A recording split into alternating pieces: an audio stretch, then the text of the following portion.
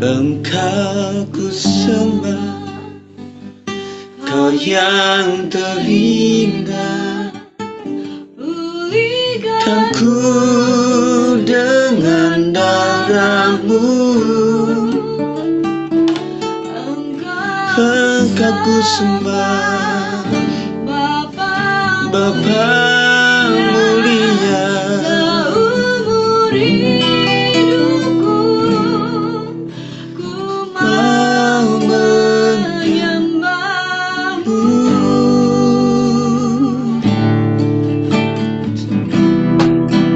Mari kita menghadap Tuhan Allah. Syukur Tuhan kau menaikkan hadapan hadiratmu Bapa, karena Engkau sudah bimbing kami dari awal. Kami sudah memuji dan menyembah-Mu, dan tibalah saatnya kami mendengar sebagian daripada firman-Mu Tuhan. Tuhan Engkau berkati kami semua, biar kami boleh menikmati firman-Mu dan menyimpannya dalam hati kami dan melakukannya dalam kehidupan kami sehari-hari. Begitupun Tuhan, Pak Gembala yang akan membawakan berkati, Engkau sembunyikan di dalam kayu salib Tuhan, biarlah Engkau pakai makin hari makin ajaib ya Bapa. Terima kasih, hanya dalam nama Tuhan Yesus Kristus kami mau mendengarkan firman. Haleluya, amin. Amin, amin. Puji Tuhan, shalom semuanya. Kita akan merenungkan kebenaran firman Tuhan saat malam hari ini, sesuai dengan renungan yang ada dalam renungan harian yang berjudul Hak-Hak Allah. Yesaya 5 ayat 1 sampai yang ke-7. Aku hendak menyanyikan nyanyian tentang kekasihku, nyanyian kekasihku tentang kebun anggurnya. Kekasihku itu mempunyai kebun anggur di lereng bukit yang subur. Ia mencangkulnya dan membuatnya membuang batu-batunya dan menanaminya dengan pokok anggur pilihan. Ia mendirikan sebuah menara jaga di tengah-tengahnya dan menggali lubang tempat memeras anggur. Lalu dinantinya supaya kebun itu menghasilkan buah anggur yang baik, tetapi yang dihasilkannya ialah buah anggur yang asam. Maka sekarang, hai penduduk Yerusalem dan orang Yehuda, adililah antara aku dan kebun anggurku itu. Apalagi yang harus diperbuat untuk kebun anggurku itu yang belum kuperbuat kepadanya? Aku menanti supaya dihasilkannya buah anggur yang baik. Mengapa yang dihasilkannya hanya buah anggur yang asam? Maka sekarang aku mau memberitahukan kepadamu apa yang hendak kulakukan kepada kebun anggurku itu. Aku akan menebang pagar durinya sehingga kebun itu dimakan habis, dan melanda temboknya sehingga kebun itu diinjak-injak. Aku akan membuatnya ditumbuhi semak-semak, tidak dirantingi dan tidak disiangi, sehingga tumbuh putri malu dan rumput. Aku akan memerintahkan awan-awan supaya jangan diturunkannya hujan ke atasnya, sebab kebun anggur Tuhan semesta alam ialah kaum Israel, dan orang Yehuda ialah tanaman kegemarannya. Dinantinya keadilan, tetapi hanya ada kelaliman. Dinantinya kebenaran, tetapi hanya ada keonaran. Nah, Bapak Ibu Saudara sekalian, saya akan perpendek untuk memberikan renungan pada saat malam hari ini. Nah, Bapak Ibu Saudara sekalian, tentunya kebun anggur itu adalah ibarat kita sebagai orang-orang percaya di zaman modern ini. Apa yang diharapkan Tuhan tentunya yang baik. Nah, pokoknya kita ingat prinsip ini saja, maka kita akan mencoba untuk berkata, bertindak, berpikir tentang sesuatu yang menyebabkan Tuhan dimuliakan. Dan ada suatu saat di mana sesi tertentu Tuhan bisa marah kepada kita. Tuhan sudah kasih kesempatan begitu banyak, Tuhan kasih kesempatan untuk kita bisa bekerja, nah, tetapi Tuhan tunggu juga dengan bekerja, tetap bekerja itu, apakah dengan itu anak-anakku memuliakan aku. Tuhan kasih berkat dengan rezeki yang begitu melimpah, cukup untuk keluarga. Nah, di sesi itu apakah kita ingat Tuhan? Dan ketika kita diberikan kesehatan, apakah kita juga dengan itu kita bisa memberikan kesehatan kita untuk mengikuti kegiatan-kegiatan kerohanian, atau bahkan Tuhan kasih anak kepada kita. Nah, saya pikir ada beberapa keluarga yang mendapatkan anak dengan mudah, tetapi ada beberapa keluarga yang susah. Nah, kita berkumpul untuk itu, dan ketika Tuhan kasih itu, apakah kita mencoba untuk menyayangi, mendidiknya dengan baik, atau sebaliknya. Intinya begini Bapak Saudara sekalian, ketika Tuhan kasih berkat itu seperti doa saya tadi, baik itu berkat yang melimpah atas kita, itu adalah ujian. Apakah kita menggunakan yang ada itu dengan baik? Karena suatu saat ketika kita tidak pandai untuk mengelola, maka berkat-berkat kita, nah, itu adalah gambaran di mana Tuhan sudah tidak ada perlindungan, tidak ada berkat, tidak ada covering lagi, karena memang kesempatan-kesempatan yang Tuhan berikan itu tidak di. Nah, oleh sebab itu, saya melihat bahwa jemaat GBS 56 relatif dalam keadaan baik-baik saja, dan saya melihat apapun yang sedang mereka kelola dalam keluarga itu adalah sebuah upaya.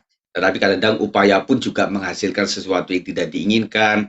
Kadang-kadang sudah berupaya, toh kita juga tidak bisa mengikuti memberikan waktu yang terbaik. Kita kadang-kadang juga jangan, tetapi saya melihat masih ada upaya dalam sampai saat ini ada bahwa kalau kita bisa mengelola apapun yang Tuhan kasih, baik itu usaha bentuk apapun juga, kita dikasih pekerjaan, kita dikasih penghasilan, Tuhan cuma menanti apakah dengan itu engkau memuliakan aku atau tidak. Intinya tetap carilah kerajaan Allah dan kebenarannya, maka semuanya akan ditambahkan kepadamu. Nah, kita berpikir, loh, saya kok dapat berkat ini? Berarti ada sesuatu bahwa kalau sudah ada ini berarti adalah media untuk saya mendekat mencari kerajaan Allah. Nah, kebanyakan anak Tuhan mengelolanya salah, maka kecukupan itu menjadi media untuk malah kali Tuhan akan ambil itu. Dengan pekerjaan seharusnya dengan menghasilkan gaji setiap bulan, bisa mengelola dengan baik, bisa membantu pekerjaan Tuhan, bisa memberikan berkat kepada keluarga, bisa menolong orang lain. Tujuannya supaya dengan pekerjaan dan gaji yang ada, mereka semakin membuahkan kebaikan bagi orang lain dan juga bagi keluarga dan serta kepada kerajaan Allah atau pekerjaannya. Tetapi kalau tidak, bisa jadi Tuhan ambil lagi itu berkat itu, sehingga membuat kita akan mengeluh lagi di hadapan Tuhan. Nah, itu adalah pelajaran yang baik supaya ketika kita mendapatkan pekerjaan, kita tidak lupa bahwa semuanya datang dari Tuhan dan tidak lupa kita mengelolanya untuk semakin mendekat kepada Tuhan Yesus Kristus. Demikian pula apapun kesibukan kita, selama ini kita pengen sibuk karena dengan sibuk kita bisa menggunakan apa yang kita miliki, otak kita, kecerdasan kita, tetapi jangan sampai kesibukan kita setelah dikasih rahmat oleh Tuhan membuat kita malah sibuk bukan kepada Tuhan tetapi kepada yang lain. Seorang kakek bilang begini sama cucunya, "Cuk, kakek ini akan kasih hadiah kamu ya." "Apa itu, Kek?" "Ya, kamu sudah besar, maka kakek buat kamu untuk mendapatkan hadiah dari kakek, yaitu sebuah sepeda motor." Ya, supaya diharapkan dengan begitu nggak usah kakek yang sudah tua renta ini harus jalan ke rumah kamu atau naik angkot atau naik becak kesulitan, nanti kena udara kakek bisa sakit. Makanya dengan kendaraan ini supaya kamu bisa seminggu bisa 2-3 kali untuk datang kepada kakek. Nah, tetapi ketika cucunya itu dikasih sepeda motor ini selama 3 bulan nggak pernah datang ke rumah kakek, kemudian sampai 6 bulan nggak pernah datang ke kakeknya, bahkan ketika kakeknya ulang tahun juga tidak nongol juga, dan kemudian kabarnya bahwa motor itu dibawa ke sana kemari, main ke sana kemari, sesuai keinginan dia. Maka kakek itu dengan sedih hati, "Anakku, kakek tega-tegain aja ya, supaya motor itu kakek sementara ambil dulu, karena keinginan kakek dengan motor itu supaya cucuku semakin dekat kepada aku dengan mudah. Tetapi kalau nyatanya seperti ini, ya sudah motor itu kakek tarik lagi." Nah, begitu kira-kira.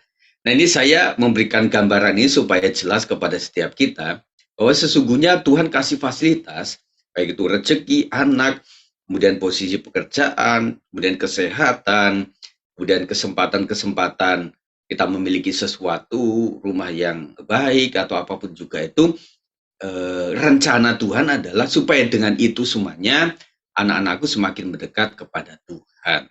Nah, mari sekarang cek ketika kita sudah kehilangan baik itu gaji, pekerjaan atau apapun juga, atau ya pokoknya berkat-berkat masa lalu. Dan kita koreksi apakah waktu itu dengan berkat itu malah kita menjauh dari Tuhan.